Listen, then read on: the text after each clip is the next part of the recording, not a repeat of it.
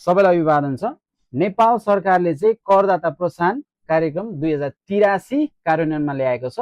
यस कार्यक्रम अन्तर्गत प्रत्येक महिनाको 1 गते र 16 गते भाग्यशाली विजेताको घोषणा गरिनेछ, जसमा चाहिँ 15 जनाले प्रत्येक दिनको हिसाबले चाहिँ आकस्मिक लाभ करकट्टी गरेर 1 लाख रुपियाँ प्राप्त गर्नेछन् भनेदेखि एकजना भाग्यशाली विजेताले चाहिँ आकस्मिक लाभ करकट्टी गरेर 7,50,000 जित्नेछन्।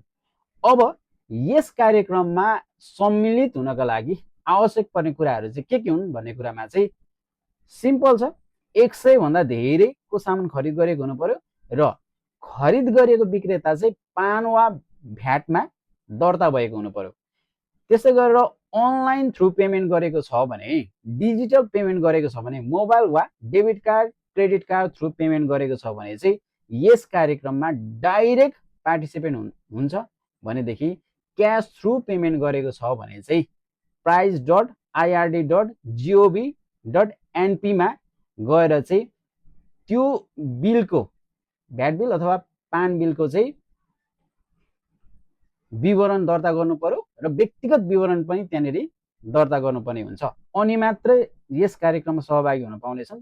तर व्यापारिक प्रयोजनार्थ खरिद गरिएको बिल, त्यस्तै गरेर सार्वजनिक संस्थान सार्वजनिक संस्थाहरूले गरेको खरिद, त्यसै गरेर यातायात सेवाको बिल, त्यसै गरेर टेलिफोन, खानेपानी, इन्टरनेट हैन, यस्ता कुराहरूको चाहिँ बिल र पानमा दर्ता नभएको विक्रेताबाट खरिद गरेको बिल भने चाहिँ यो कार्यक्रममा सम्मिलित हुने पाउने छैन।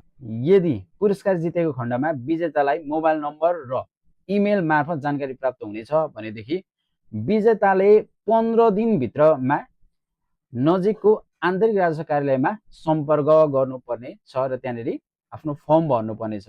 यदि 15 दिनभित्रमा पनि सम्पर्क गरेन भने उक्त पुरस्कार रकम चाहिँ प्रधानमन्त्री दैविक प्रकोप कोषमा चाहिँ जम्मा हुनेछ।